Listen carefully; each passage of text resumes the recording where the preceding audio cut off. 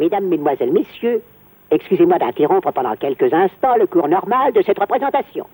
Je voulais simplement vous donner rendez-vous car bientôt, vous pourrez voir une super production historique et à grand spectacle intitulée « Moi et Cléopâtre ». Il s'agit, vous l'avez deviné, d'un dessin animé pour lequel, depuis plus d'1 an, travaille un grand nombre de mes amis.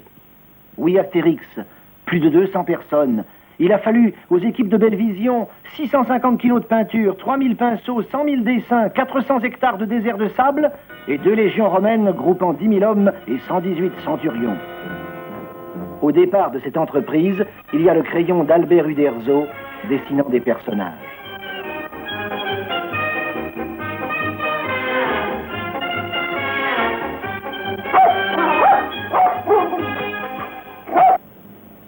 Avant sa version définitive, le scénario de René Goscinny a connu plusieurs ébauches.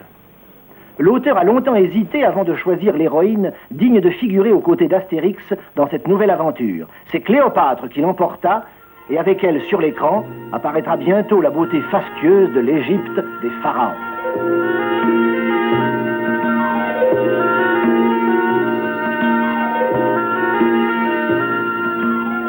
Un film de ce genre existe d'abord sous la forme d'une série de petits croquis dessinés très simplement, autour desquels se réunissent des messieurs qui ne ressemblent pas du tout à des personnages de dessins animés. À chacun des héros correspond une série d'attitudes qui lui permettent de se mouvoir avec grâce et distinction.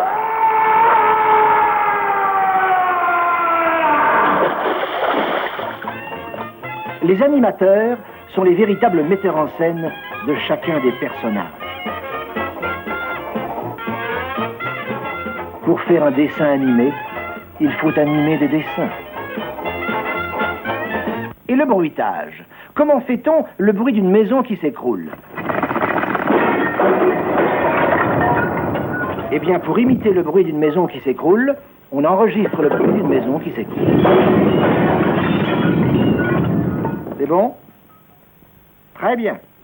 D'éminents spécialistes de l'Égypte ancienne se sont penchés sur des documents encore inédits pour restituer fidèlement les us et coutumes.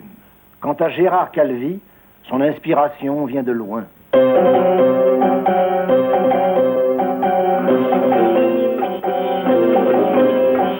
Le soin de mettre en couleur, image par image, tous les personnages et leurs multiples postures appartient à de charmantes jeunes filles qui savent désormais que peindre des Gaulois, c'est un travail de Romain. Il faut d'abord tracer soigneusement le trait qui délimite les éléments, puis on gouache les couleurs qui correspondent aux divers personnages. 298 nuances différentes sont nécessaires pour une telle entreprise. Jules César exige 16 couleurs. Cléopâtre, plus modeste, se contente de 7.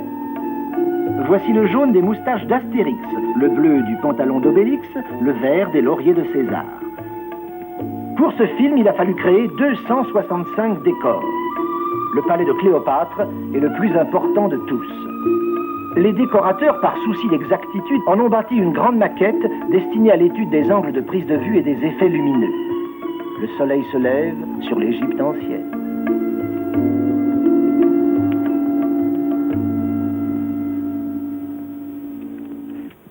Pendant de longues semaines, 3 caméras ont tourné jour et nuit. On croit généralement qu'un dessin animé représente 24 images par seconde. Or, il en faut beaucoup plus. Une vue un peu compliquée peut exiger la superposition d'une dizaine de feuilles transparentes où viennent s'ajouter non seulement les différents plans du décor, mais aussi les éléments qui constituent les mouvements des personnages.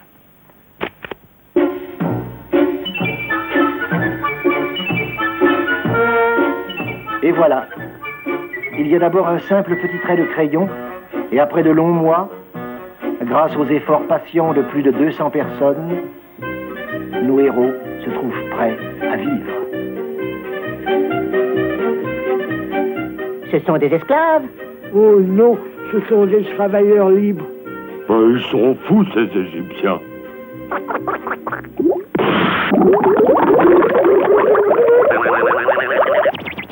Vous verrez bientôt la plus belle, la plus célèbre des comédiennes. dans le plus tendre des films sentimentaux.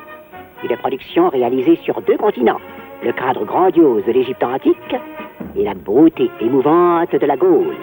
De merveilleux voyages pleins d'imprévus, des chevauchées fantastiques, des personnages sinistres et odieux, et des héros beaux et sympathiques. Astérix et Cléopâtre.